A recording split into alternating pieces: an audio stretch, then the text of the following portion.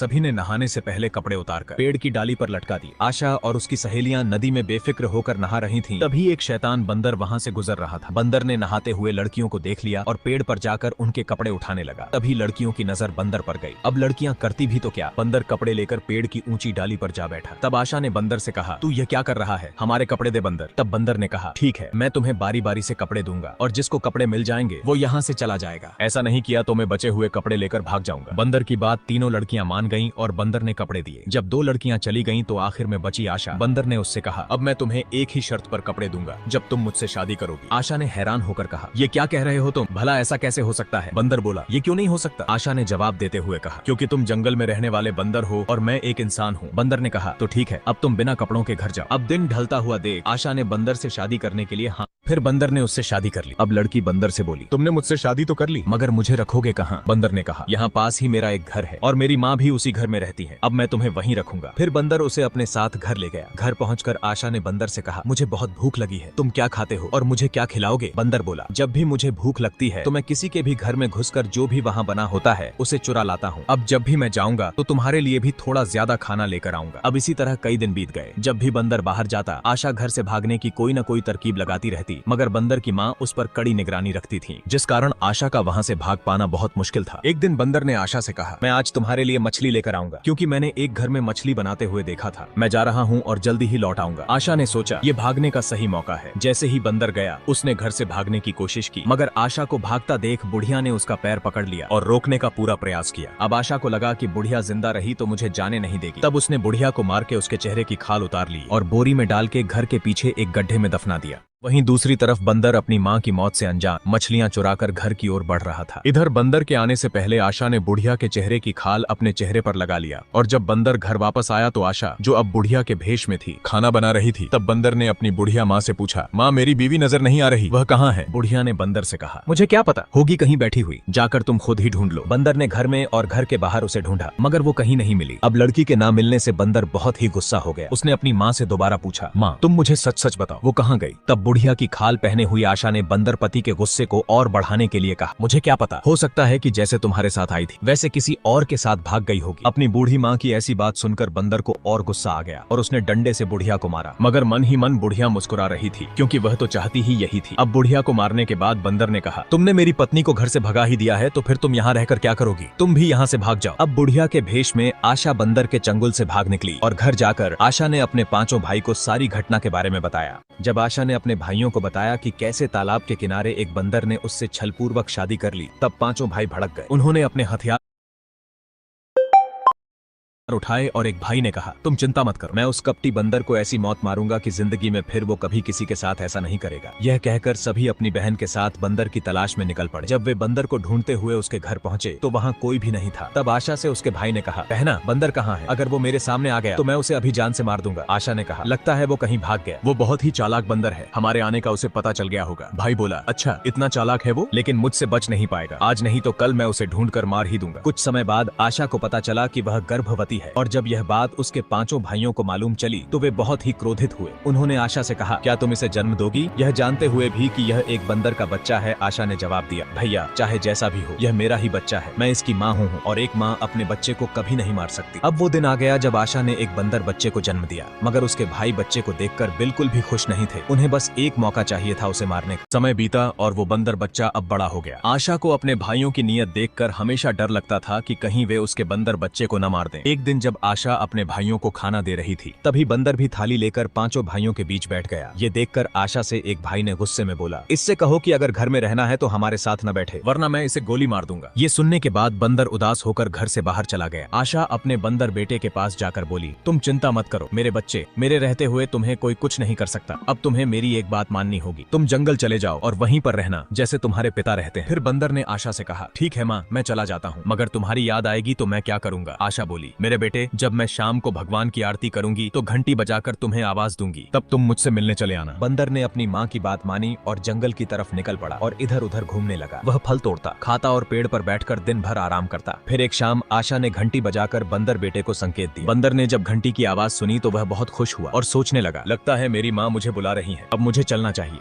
बंदर पेड़ से उतरकर अपनी माँ से मिलने के लिए निकल पड़ा। बंदर बेटे के घर वापसी आते ही आशा ने उसे गले से लगा लिया और बोली, बेटा तुम यहीं बैठो, मैंने तुम्हारे लिए खीर बनाई है। दोनों बहुत खुश थे कि तभी आशा के भाई जो किसी काम से बाहर गए थे घर वापस आ गए, और जब उन्होंने बंदर को फिर से अपने घर में देखा तो पांचों भाई बहुत ही गुस्सा हो गए। और एक भाई ने आशा से कहा, तुमने तो इस बंदर को घर से भगा दिया था, तो फिर इसे वापस क्यों ले आई हो? अगर तुमने इसे अभी नहीं भगाया तो आज इसका आखिरी दिन होगा। ये सुनकर आशा घबरा गई और बोली, ठीक है, मैं इसे अभी यहाँ से जाने को कहती हूँ। आशा ने अपने भाइयों के डर से ना चाहते हुए भी बंदर बेटे से कहा, तुम जाओ मेरे बेटे, और तुम लौटकर वापस फिर कभी मत आना। अपनी माँ की बात सुनकर बंदर बहुत ही दुखी हुआ और हमेशा के लिए जंगल की तरफ लौट गया। जाते वक्त उसने अपनी माँ को एक बार भी पीछे पलटकर नहीं देखा। अब उसने जंगल में अपने पिता की तलाश शुरू कर दी और बंदर को भटकते हुए जंगल में कई दिन बीत गए। वो हर उस जगह पर गया जहाँ उसे आवाज सुनाई देती, मगर कई दिनों तक ढूंढने के बाद भी उसके पिता नहीं मिले। अब बंदर थक हार कर एकांत में बैठ गया। तभी कदमों की आवाज आई और बंदर ने जब सामने देखा तो एक मजबूत शरीर वाला दूसरा बंदर उसकी तरफ आ रहा था। उस दूसरे बंदर को देखकर बच्चा बंदर एक पेड़ के पीछे छुप गया और वहीं से उसे देखने लगा, मगर उस वयस्क बंदर ने उसे छुपता हुआ देख लिया और फिर पास जाकर कहा, तुम मुझसे डरो मत, मैं तो बस यहाँ से गुजर रहा था, मगर तुम अकेले यहाँ क्या कर रहे हो और तुम्हारे माता पिता कहाँ हैं? बंदर बच्चा बोला, मुझे मेरी माँ ने घर से निकाल दिया क्योंकि उनके भाई मुझे अपनाना नहीं चाहते थे, इसलिए कि मेरी माँ इंसान है और मैं एक बंदर। मेरे पिता भी मेरी माँ को छोड़कर चले गए और अब मैं भटकते हुए कई दिनों से अपने पिता को तलाश रहा हूँ। इतना सुनते ही जवान बंदर को सब समझ आ गया और उसने बंदर बच्चे से कहा, बेटा मैं ही तुम्हारा पिता हूँ और मैं कई दिनों से तुम्हारी माँ को ही ढूंढ रहा था, मगर वो मुझे कहीं नहीं मिली। अपने पिता की बात सुनकर बंदर बच्चा बहुत ही खुश हुआ और उसने अपने पिता को गले से लगा लिया। अब बंदर पिता ने कहा, बेटा मैं तुम्हारी माँ से मिलना चाहता हूँ, क्या तुम मुझे उसके पास ले चलोगे? बंदर बच्चे ने कहा, हाँ मैं आपको वहाँ लेकर जा सकता हूँ। जब दोनों बंदर घर के पास पहुँचे तो उन्होंने देखा कि आशा के पांचों भाई घर के बाहर ही खड़े थे। तब बंदर बेटे ने कहा, पिताजी ये उनके भाई हैं, अगर उन्होंने हमें देख लिया तो वो हमें जिंदा नहीं छोड़ेंगे, इसीलिए हमें यहाँ से लौट जाना चाहिए। तभी पांचों भाई में से एक ने उन दोनों बंदर को देख लिया।